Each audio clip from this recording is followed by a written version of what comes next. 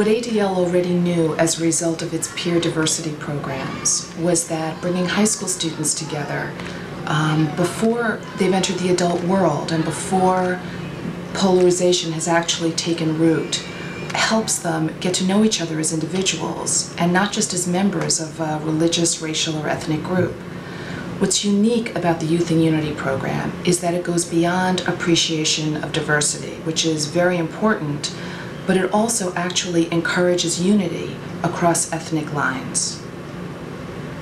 Our first major activity was a 3-day youth conference attended by 92 teenagers and 16 staff members from day schools, youth groups, community centers, churches, synagogues from all over the city. The young people came from families of every economic level. It took place at Camp Epworth in High Falls, New York. We want to welcome you to the first ADL Youth in Unity Conference. We all know the title is Honoring My Heritage and Yours. We are here to communicate, listen, and respect each other's differences and similarities. We hope at the end of this conference that we will make a difference in how we all see each other and not, like, what's the word I'm looking for? Stereotype each other, yes, thank you. Going into the conference, there was trepidation amongst many of the teens, the planners and participants alike, over how they'd be viewed by their peers from other communities. I remember a conversation I had with my roommates one night when it was the first night and we were really getting to know each other, and I felt like, and one of them asked me if I was going to take my wig off, because I guess she assumed that because I'm Jewish I wear a wig, and it was really amazing. I mean, it wasn't at all an offensive thing. She just assumed that that was what Jews would do, and it was really amazing because I'd grown up in this, in a very, very isolated group where nobody would ever think that I would wear a wig. The 5 conference workshops dealt with stereotyping, cultural history, feelings about community, coming of age, and the music and dance of their various cultures. The first workshop, which set the tone for the weekend, was called Other People's Shoes.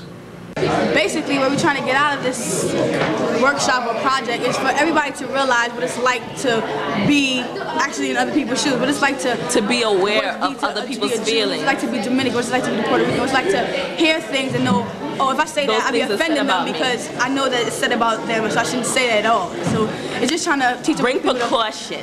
Respect. That's precaution. That's the word. There was also a fun workshop called Mi Canción, Mi Corazón, My Song, My Heart, where the teens taught each other about the music and dancing from their communities. Because all the workshops' planning teams were integrated, we had Latino kids teaching their peers Jewish dances and vice versa.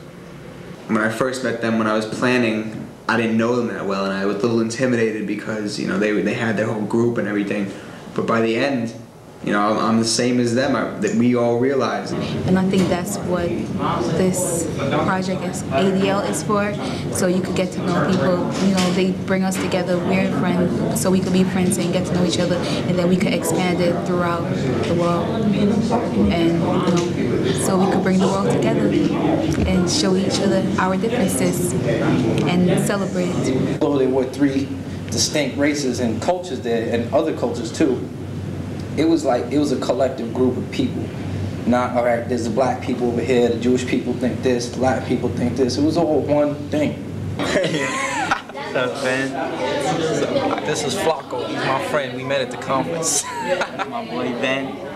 And we just chilled after that. Come no matter what. Even if it's a learning perhaps. You having fun anyway, Yeah. I mean, so you could go there and with an open mind, you could have fun. If you're looking to have fun, and you kind of can't help but take something away from it. I mean, so we sending a message to you. After the conference, we set up a steering committee made up of teenagers from each of the participating organizations. They are the leaders. Now they are planning community service projects that will bring integrated teams of teens into each other's communities to provide services. Then, once a year, we'll have a conference where they'll share insights that they've developed over the years and plan the activities for next year.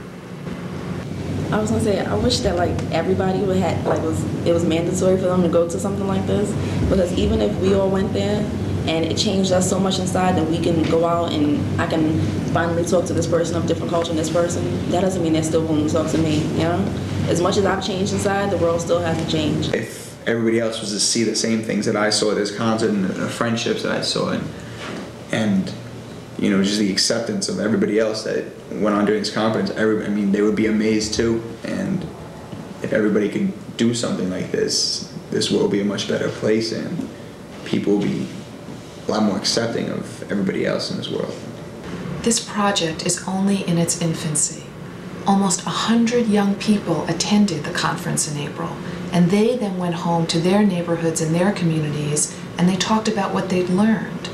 We've heard from the staff of all the different organizations that there are many, many more kids who want to be involved in this project.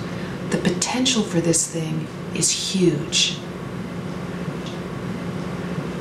Hi, my name is Noya Frat from the Abraham Joshua Heschel School. I think that this is wonderful. It's just the first step, but we're going to go real far with this. We're sending a message to you. 1, 2, 3.